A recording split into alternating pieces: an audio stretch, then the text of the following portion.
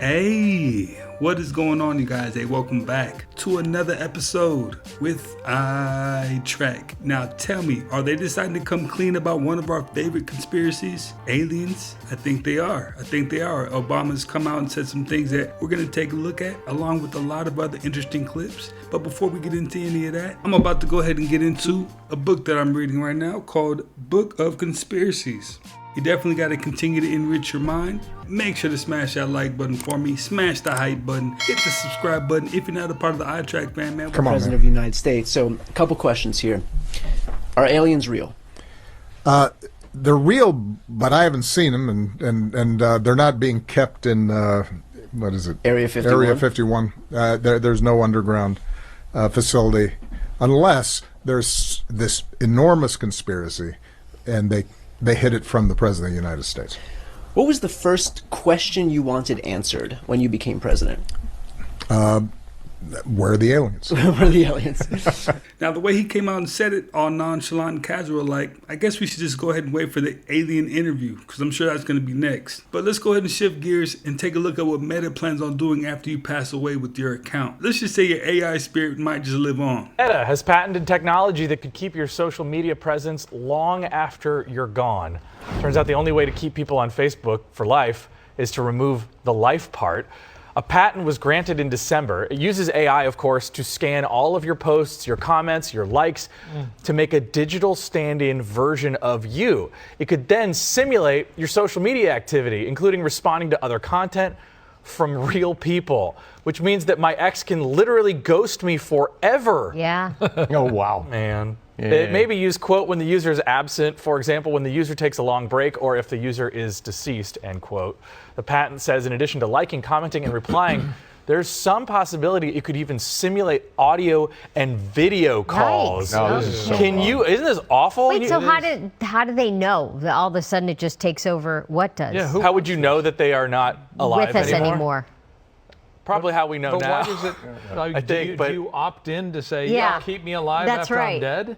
Yeah, I think you would. They just are patenting the technology to do Okay. this. There's I no, see. we don't It's know not when this is going to be happening yet. rolling out or Got anything it. like that. But can you imagine a world with undead influencers that are still making videos? Like, come with me as we check out the most Yeah. exclusive restaurant in all of Hades. And can So you- good, I'm literally dead. Can you imagine some people who are hiring these influencers, not realizing that person's dead, and they're still paying paychecks? Mark, you missed his whole big It, joke. it hasn't Oh. happened Restaurant yet. in Hades. Oh, I'm It sorry, hasn't I happened. It's missed fine. it. No, it's fine. Okay. We interrupted you. It's actually totally fair. You know, we had to get Frank's. I saw a thing on the internet. I was scrolling. It was friends. true. So, yeah. I'm definitely opting out of that one. I mean, there are some people that you intentionally avoid on social media. And imagine when you pass away, you're automatically buddy-buddy with them. Nah.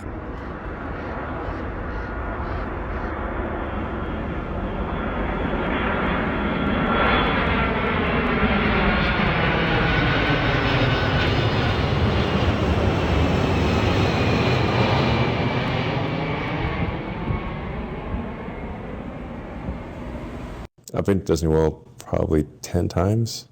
Really? Yeah, maybe more than 10, but at least 10 times. Because Cape Canaveral is right by Disney World. This makes sense now. So when I'd have the kids, then I would, my older kids, and we're trying to get the rocket launch from Cape Canaveral, then, the thing they'd want to do is go to Disney World or Harry Potter Land. What's your favorite ride? I'm sort of tempted to say Space Mountain, I suppose. Yeah, probably Space Mountain. I mean, I do think Space Mountain needs an upgrade. It's a little herky-jerky. It doesn't look quite as sci-fi as it used to. No. You know, it's like the day before yesterday's tomorrow, which is still yesterday. Who do you look up to the most? The Creator. What's your current position on God? God is the Creator. You don't believe in God, though, do you? Well, I believe this universe came from something. People have different labels. Scientists just proved that you've never touched anyone before. Your entire life, what you've felt as touch is literally a lie that your brain tells you, interpreting the electromagnetic repulsion of electrons as the sensation of touch, similar to how magnets repel each other just at an atomic level. The object is real, the feeling of touching it is a constructed illusion. Physical contact is physically impossible. Happy Valentine's Day. Drake released a McDonald's. It is blacked out. The brick walls. Coming 217. It's the 217 code we've been looking at with the movie Weapons. That's the order the towers fell. Tower 2, Tower 1, Tower 7. Is releasing this new album with the two towers on it, and it's cold. Being released on 217, that's the eclipse in Antarctica, where it's cold. McDonald's is releasing this, Where Night Owls Land on 217, Where Night Owls Land in Gematria, the numerical value is 217. The Forbes 30 Under 30 founder could be headed to prison for decades. His list is now infamous, featuring names like Sam Bankman-Fried and Charlie Javis. Now you can add Gocha Guven, founder of reward startup Calder, to that list. U.S. investigators have charged her with fraud and aggravated identity theft. They allege she misled investors during Calder's $7 million seed round, fabricating financials, partnerships, and the number of paying customers. As one attorney put it bluntly, beware of fraud masquerading as entrepreneurship. If convicted, Guven could face more than 50 years in prison. It's always important to track where the corruption starts. And from what I've been noticing, it starts at the seed level. And the corruption doesn't just stop at fraud. It gets deeper as soon as the greed sets in. That's when they start cutting corners and we start getting all kinds of red 40s and things like that. NASA scientists put a cat into zero gravity, its brain completely overloaded. But dogs, when they were sent into weightlessness, it turned out they weren't affected by gravity at all. Just look how happily they move around. Now frogs are a different story. The moment a frog entered zero gravity, its entire world flipped upside down. The poor thing got so stressed that it started spinning in a spiral. And finally, mice. They completely ignored zero gravity. It looks like they decided to create their own gravity. 5 years ago, Facebook shut down its facial recognition system for tagging people in photos. Now, according to the New York Times, they're bringing it back inside Ray-Ban smart glasses. The feature is internally called name tag. A wearer looks at you, and Meta's AI identifies who you are. You don't have to own the glasses. Anyone with a public Meta profile could potentially be identified. And in 2024, 2 Harvard students already proved the glasses can identify complete strangers using third-party software. Meta sold over 7 million pairs last year. An internal Meta document obtained by the Times says the current political environment is good timing because civil society groups would have their resources focused on other concerns. They also gutted their own privacy review process. One internal director said the changes would push the bounds of Meta's agreement with the FTC. They shut it down because it was too dangerous. Now they're putting it on your face. Looking like kinetic art, this balancing robot is a learning platform for real-time feedback control. Barbot, created by Johan Link, uses sensors and millisecond-level corrections to keep a ball balanced on a tilting surface. The DIY kit is available for around $150. Joe Rogan warning, listen. I just don't think we really knew until we saw those files come out.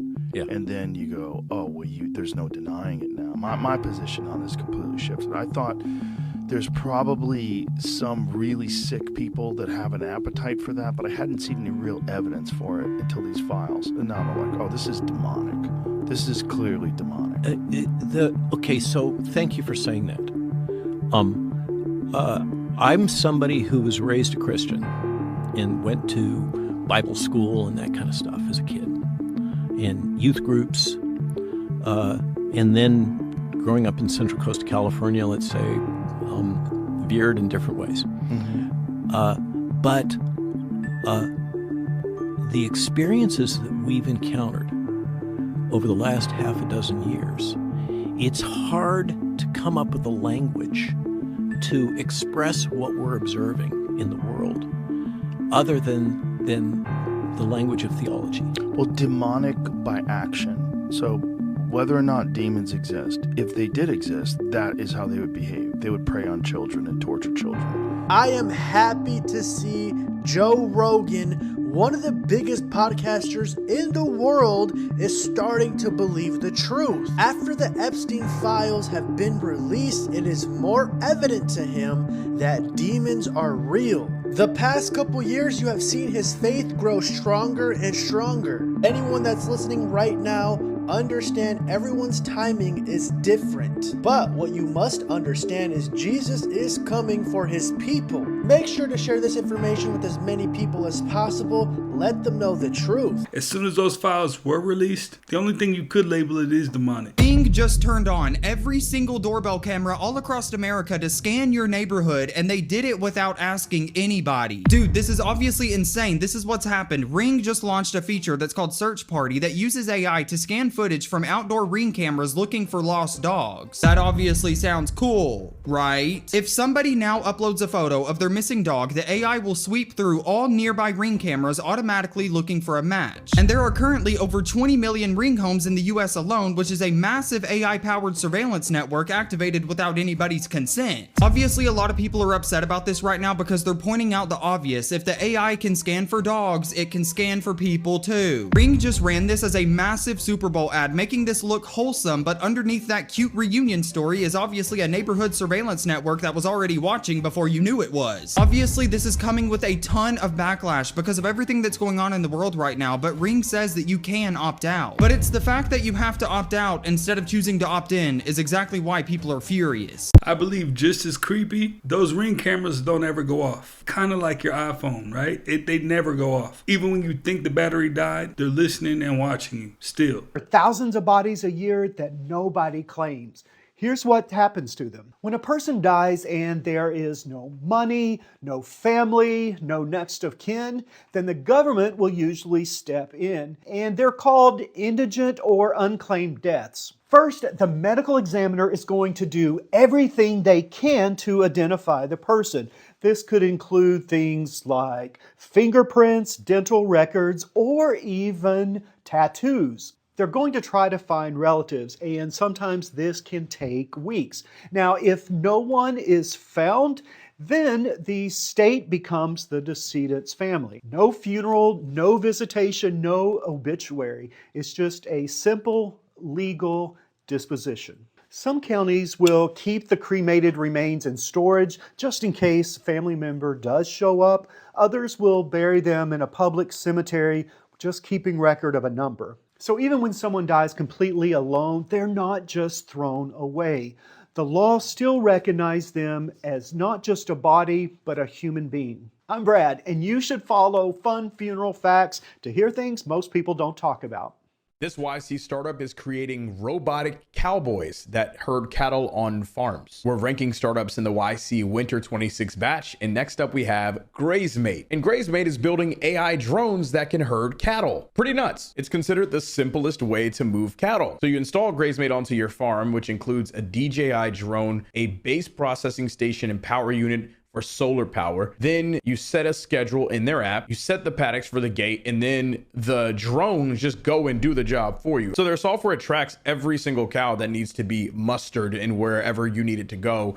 And farmers are gonna love this, but I'm pretty sure every herding dog is gonna be put out of business because these drones will just muster all the cows for you. You don't even gotta go out there again. You just set the drone up and it will fly around and do it all. And they even have like some really cool demos in these videos where they show the process and how manual it currently has been in terms of getting these cows where they need to go. The whole process just seems a lot more strenuous, and apparently it can take up to 5 hours a day. Now, with their model, you take the app and then the drones just start doing whatever they need to do. They make noise, they herd them wherever you want them to go. The drones, of course, have AI vision to be able to see what is cattle and then also the state of each cow. So if the cow is calm or if the cow is kind of erratic and nervous, it can tell just through the visual representation of just scanning all of the cows, which is pretty damn cool. Currently, they have 570,000 cows on the wait list. I kind of really love this idea, man. I like when teams are doing things that are out of the ordinary, and creating robotic cowboys to herd cattle is definitely out of the ordinary. For me, it's an S-tier idea. I like it. I don't know the cow market or the farming market that well, but this is something where it's like, I like that teams are using AI and robotics and drones,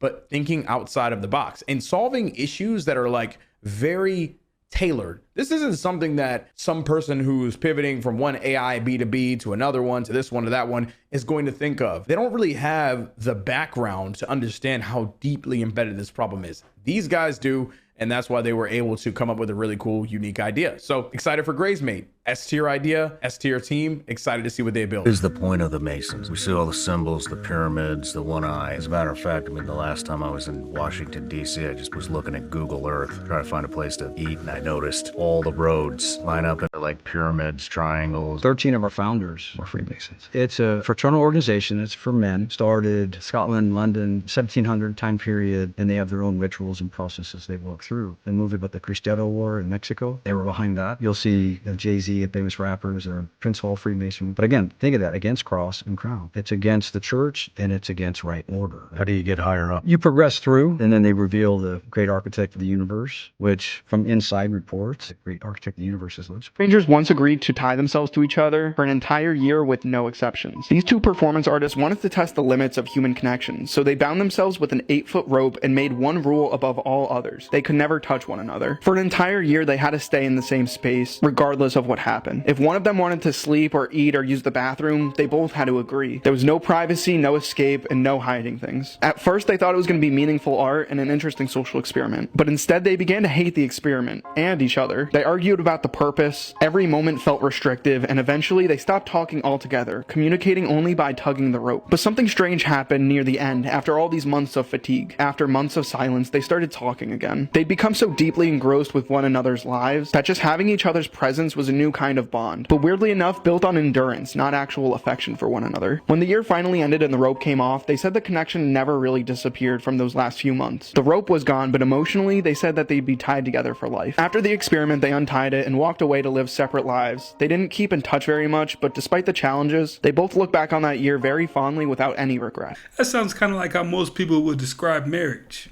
Jeffrey Epstein, who writes like a child, who displays at no point signs of brilliance. And yet so well connected. He knew everybody. Yeah. In every country. He's shorting the global financial crisis. He's discussing the fall of Gaddafi in Libya before it happens and trying to figure out how to profit from that. Totally plugged in. Like at a level that, as someone who just like covers government, I feel like I know plugged in people. Never met anyone that plugged in. Yeah. So what is this? He represents no government. He clearly works for Mossad.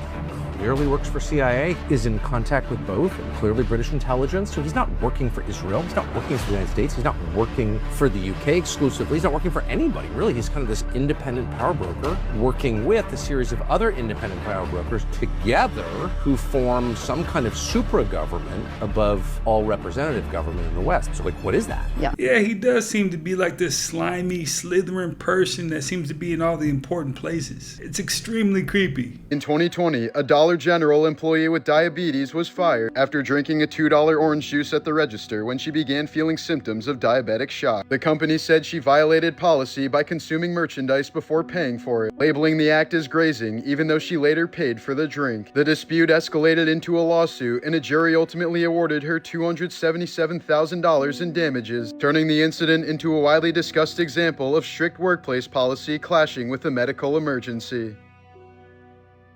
1 hour ago, DJ Vlad sent out this post on X and he says, I have a confession. Roc Nation has been paying me to support Megan. They also paid off all the jury members to convict Tory. And they've bribed the judge too. Jay-Z did a verse for his grandson's new album. They paid off Megan's doctor to lie about the bullet fragments. She was never shot. The LA police are all on Jay's payroll, and it doesn't stop with LA. But you're not ready to hear that part.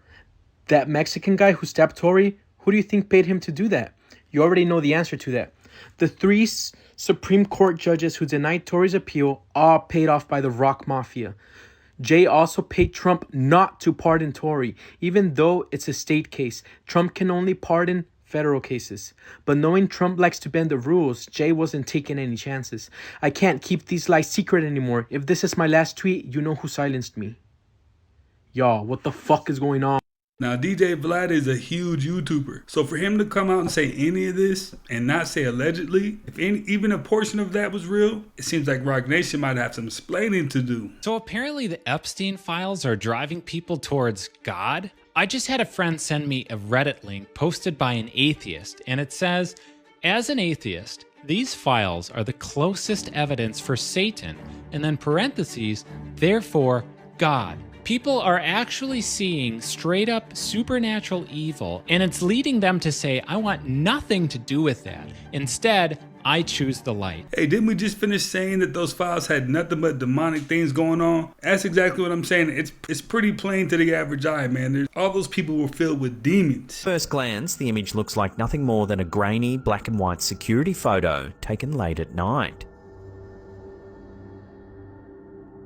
But once your eyes adjust, a disturbing detail becomes impossible to ignore. In the center of the frame, there appears to be a human-shaped figure, resembling a woman hovering several feet above the ground. The image is blurry, but the outline is unmistakable once it's pointed out. What makes this image even more unsettling is the context behind it. The homeowner's sister had tragically passed away from a drug overdose 2 years before this photo was taken.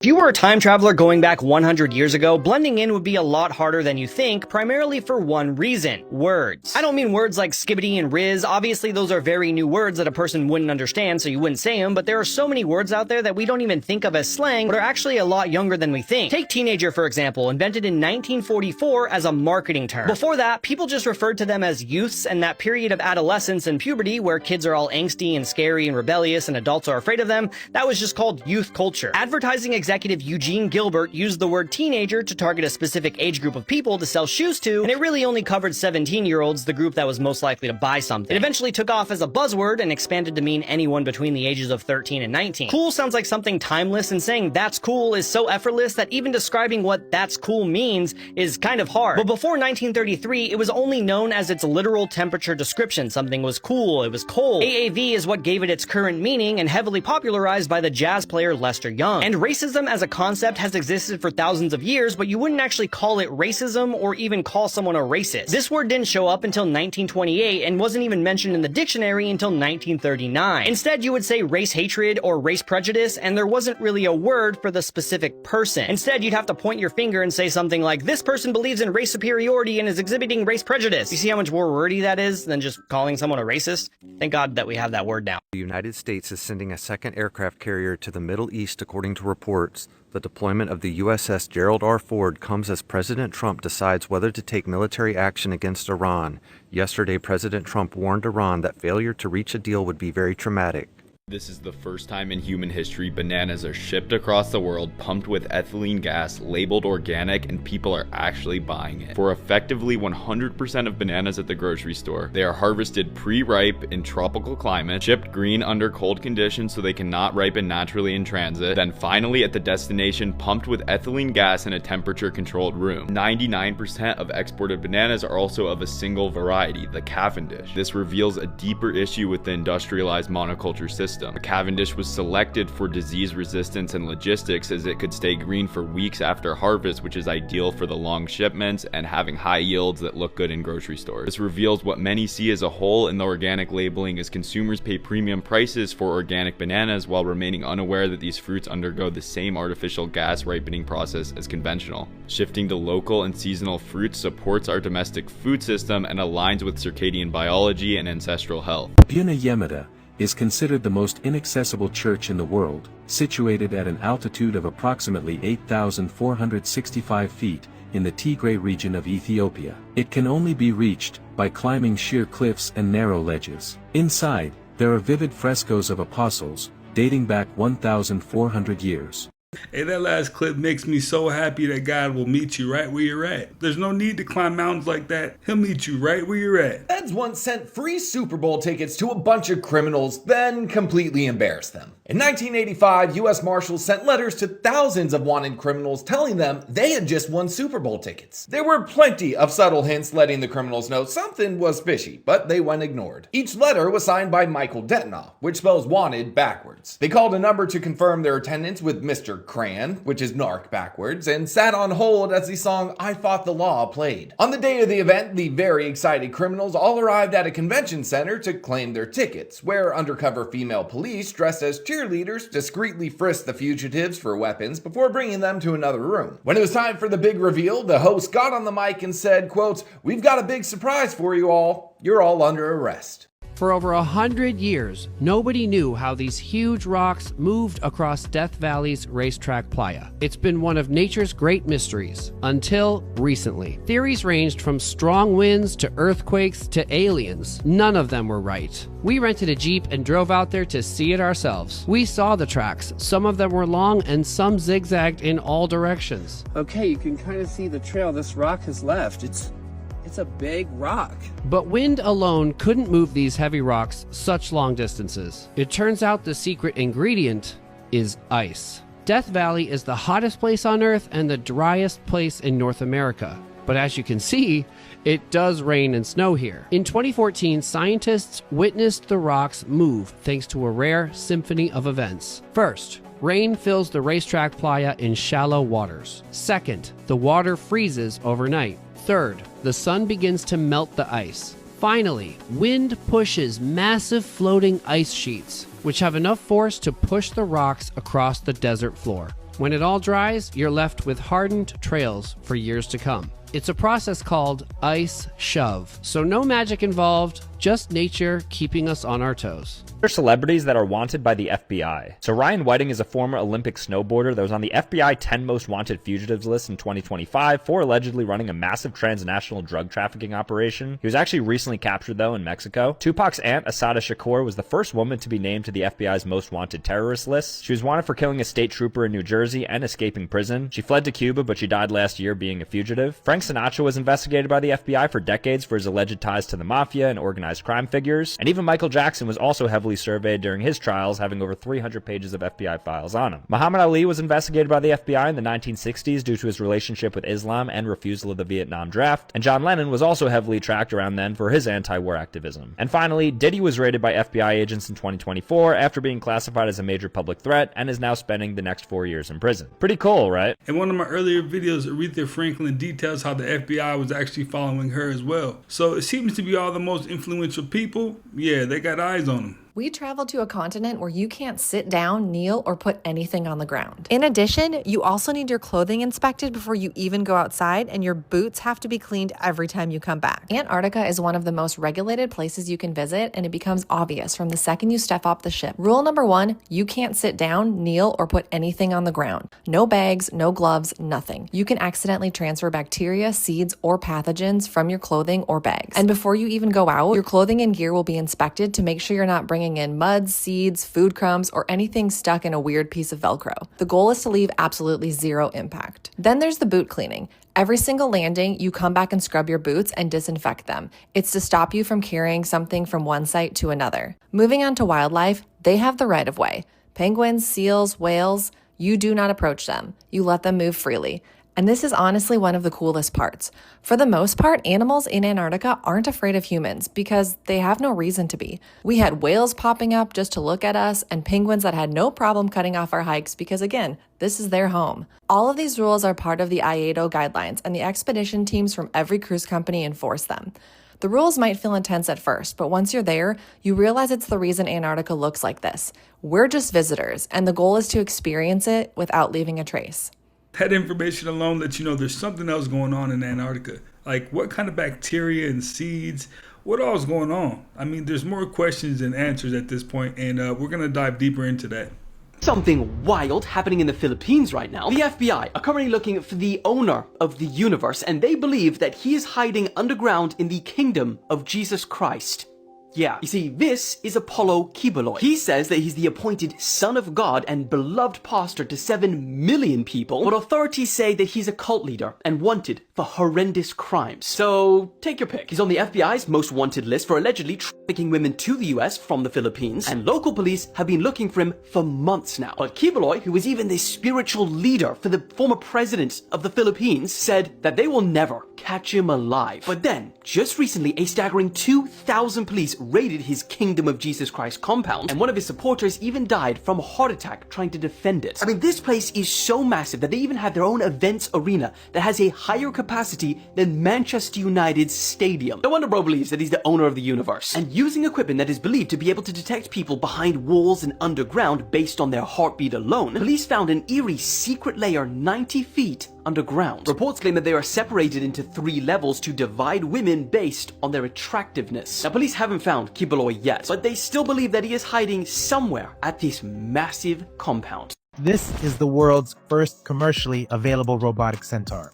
The Chinese startup Limix Dynamics is scaling production of the robot, named the Tron 2, that switches between wheeled, biped, and quadruped locomotion. Limix, which recently secured about $200 million in funding, sells the Tron 2 starting around $7,000. In normal times, this would be the top story trending everywhere, but we are not in normal times. Are aliens real? They're real, but I haven't seen them, and they're not being kept in, what is it? Area 51? Area 51. There's no underground facility, unless there's this enormous conspiracy, and they hid it from the President of the United States. What was the first question you wanted answered when you became president? Where are the aliens? Where are the aliens? That's it. They're real. A former president of the United States said it out loud, officially, on a podcast with Brian Tyler Cohen. Guys, this should be the top news story going across the world right now. Acknowledgement that aliens are real by a former government official, the former president of the United States, Barack Obama. And I'll tell you what, I'm glad it was him that said this and not Trump. Because if Trump came out and said this, I'm pretty sure no one would believe him. But this is the answer people have been looking for years and years.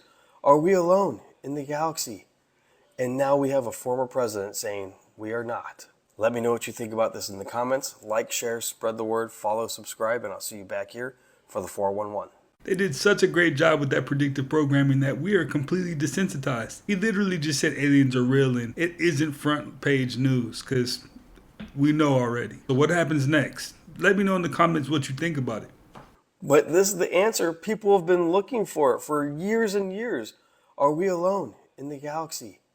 And now we have a former president saying we are not. Let me know what you think about this in the comments. Like, share, spread the word, follow, subscribe, and I'll see you back here for the 411. They're not coming in from another star system every other Tuesday. They're present here. There are handfuls of people doing weird things here and there. Those people are all over the place. Some of them I knew when I was at NASA have come to talk to me and said, oh yeah, I was interested. Or I know something about this or that. Have you met anybody working on the crafts themselves? I've met people who've claimed to have worked on them or seen them. Really? So yeah. So the question I've had is why, when we had the NASA commission, why was there no section on what astronauts have seen in space? I talked to Alan Bean. He was from Apollo 12. He said that when he went up to Skylab, they actually photographed a red flashing light. Nobody puts lights on satellites. First, you don't need them, and second, it's more weight. Also, satellites back then weren't doing proximity operations. They were just following predictable orbits. They weren't changing orbits. They weren't changing orbits either. Yeah. They actually had a craft pull up alongside of them. Whoa. Half their orbit. And the cosmonaut drew a picture of the object. The story Musgrave, a shuttle pilot, also talked about seeing things like snakes. Wow. These things writhing around in space. Really? So yeah. This is a phenomenon that people have seen for centuries. There's cases going back to the 1800s. Back to Columbus. Balls of light coming out of the water, hovering next to the ship, following the ship, and then taking off into the clouds. And that's why I think there's probably bases underwater is your best bet. Yeah, the deeper parts of the ocean is the only thing that's obvious at this point. I mean, they claim that they know more about what's going on above the water than below. I think that's a lie. Fun fact of the day. Tiffany & Co., the famous brand of luxury sterling silver and diamond jewelry, also makes the trophies for the Super Bowl, the NBA Finals, the World Series, the US Open, the PGA Tour, the MLS Cup, and the League of Legends World Championship. Looking back at Mafiathon 3, you can see exactly where this ritual began. Moments like the humiliation ritual involving Ray J, or the spiritual ritual of LeBron James cutting Kai's hair on the final day, were the moments his old identity was officially shed. Kai's hair cutting during Mafia 3 might seem like just a funny celebration for hitting 1 million subscribers, but if you look deeper, it mirrors the biblical story of Samson almost perfectly. In the Bible, Samson was the strongest man alive. His power was tied to his Nazirite vow, symbolized by his uncut hair. He was an outsider, a warrior that the Philistine elite couldn't control or defeat in battle. But they eventually found his weakness, a woman. They used Delilah to trick him, and while he was vulnerable, his hair was cut. The moment his locks fell, his supernatural strength vanished. He was immediately captured, blinded, and forced to work as a slave for the very people who used to fear him. Now look at Kai Cenat. Kai was the Samson of the streamers. He was successful and didn't need the industry. But then, the industry tempted him with levels of fame that he couldn't refuse. They used that offer of more to symbolically and physically cut his hair. On the final day of Mafiathon 3, we saw a ritual played out in front of millions. It wasn't just anyone cutting his hair either. It was LeBron James, the king of puppets himself, one of the biggest gatekeepers in the industry. Last one, guys, last one. Yeah!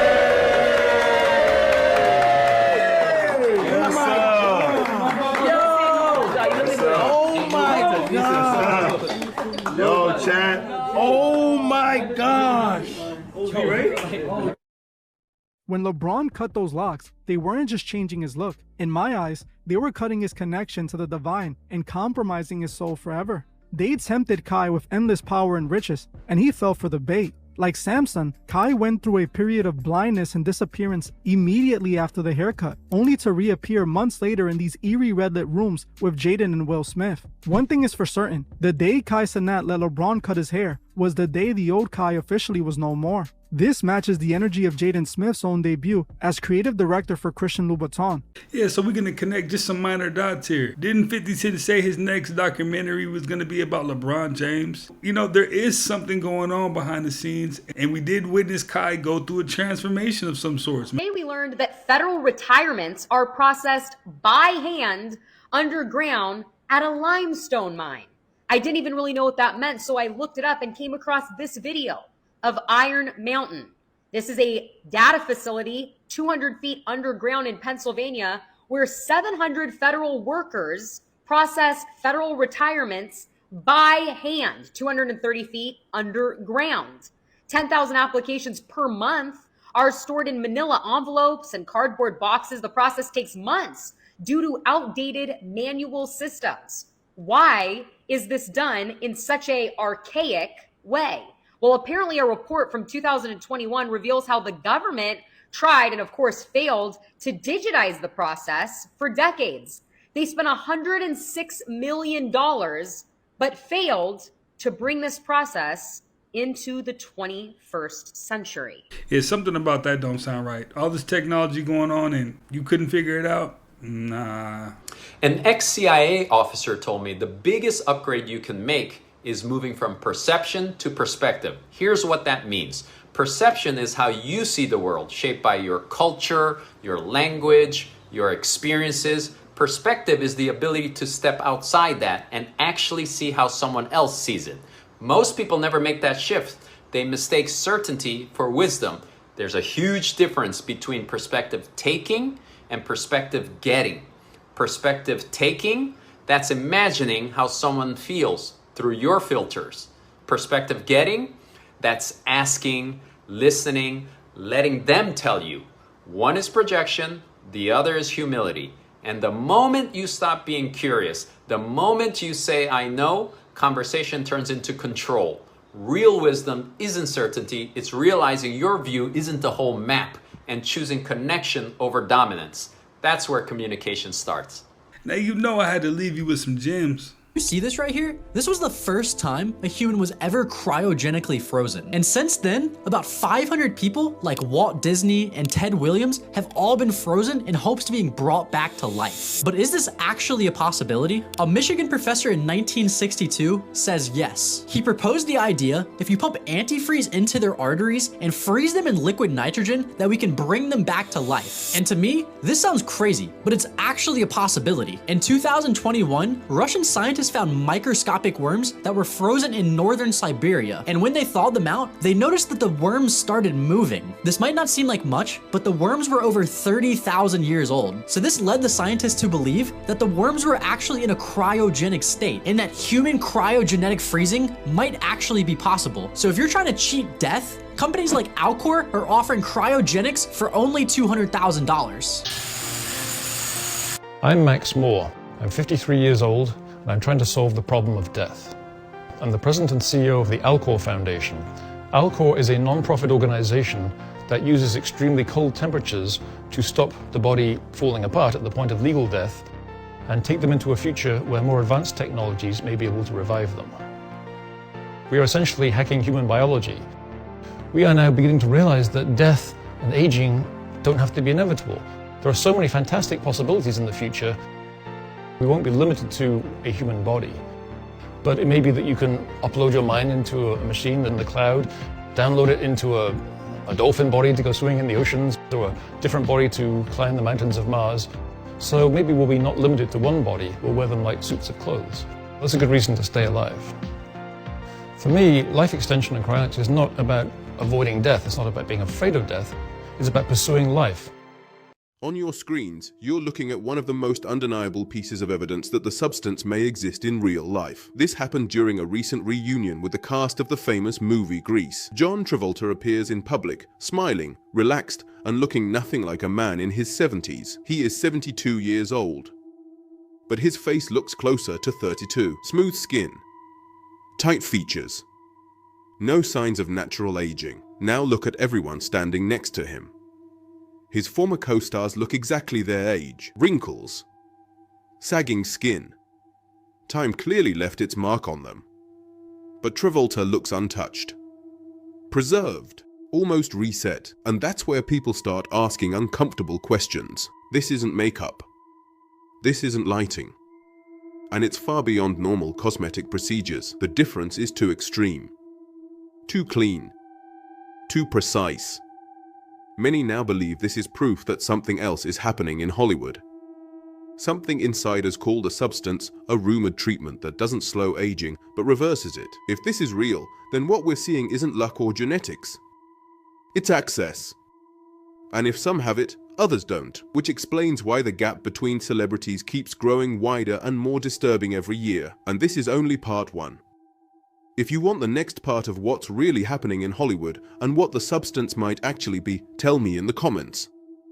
Subscribe or we'll never see each other again. Even all of his co-stars were looking at him like, dang, what is he on? And it's pretty obvious there's something going on. I've never seen a 70-year-old person look like that, ever. So drop it in the comments what you think is going on. Who are the Nephilim really? The Nephilim are often identified as the quote, shining ones, which refers to an ancient race of superhumans, demigods, or fallen angels. Their most defining characteristic is their ability to quote, shine like the sun. This radiance was believed to emanate from their skin, and particularly from their glowing eyes. They were also allegedly telepathic and able to communicate via subtle light emitted from their eyes. They were also said to be extremely virile and were said to easily seduce human women with no need for a refractory period. They were giants of enormous size and incredible strength, often towering over humans. For example, the biblical King Og and Goliath are sometimes described as remnants of this race, with heights reaching between 9 and 15 feet. They often possessed pale or white skin and blonde or red hair. Some records also indicate anatomical mutations, such as 6 fingers and 6 toes on each hand and foot. Some researchers like Gary Wayne suggest that the Seraphim are a high-ranking order of fiery 6-winged watchers who possess serpentine faces. The word seraph itself is linked to venomous snakes and burning.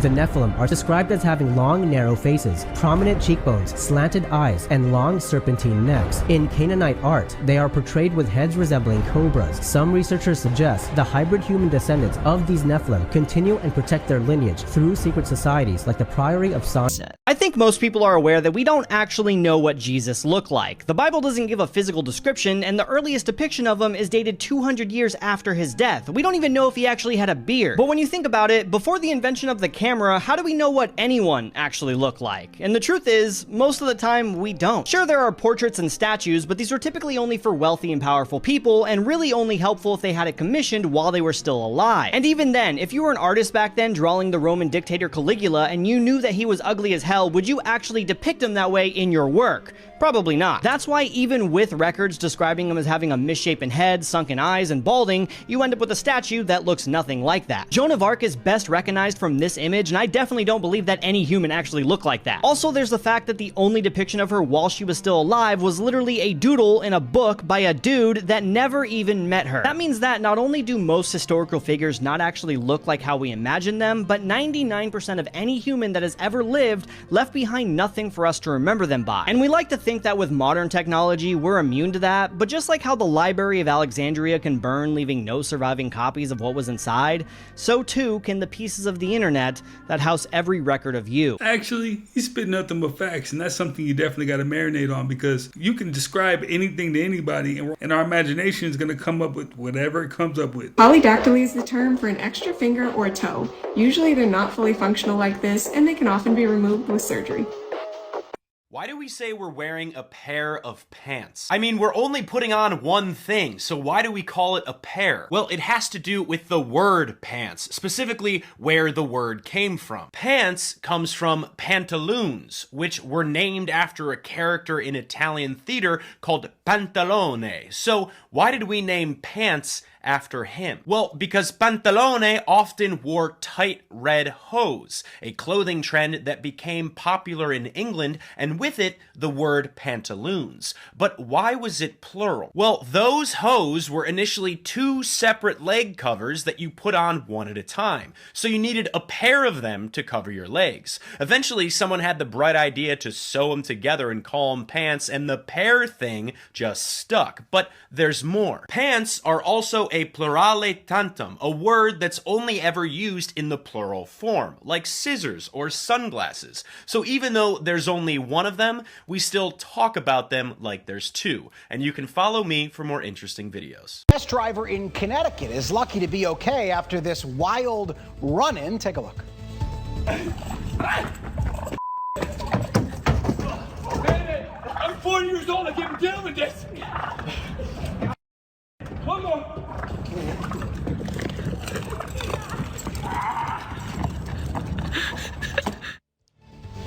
Yes, those are the wild turkeys of my home state of Connecticut harassing the driver of a UPS van as he makes deliveries. A local woman who filmed it says that the birds have a habit of causing traffic in the neighborhood, but she's never seen them chase a person before. You know what? I'm gonna send some prayers out to that guy. Soon a drone will be taking over his job, and he won't have to be worrying about being chased by some wild birds. Y'all remember that microwave on Spy Kids where they put the package in it and you got instant McDonald's? Bruh. Well, they just spawned 1,100 French fries out of this tiny little capsule. You know what? I think I'm good. I think I'm gonna stick to the old-fashioned way of making. And you know what? I wouldn't be surprised if that's what they were serving people these days. Well, you guys, that's another one in the books, man. I appreciate you guys, as always, for stopping by and watching another one with me. Before we get out of here, I'm going to make sure to let you guys see a new book that I'm reading called The Big Book of Conspiracy Theories, History's Biggest Delusions and Speculations. You definitely got to feed the mind at all times. And don't forget to smash that like button for me, smash that hype, and hit the subscribe button if you're not already part of the iTrack fan, man. I'll catch you guys on the next one.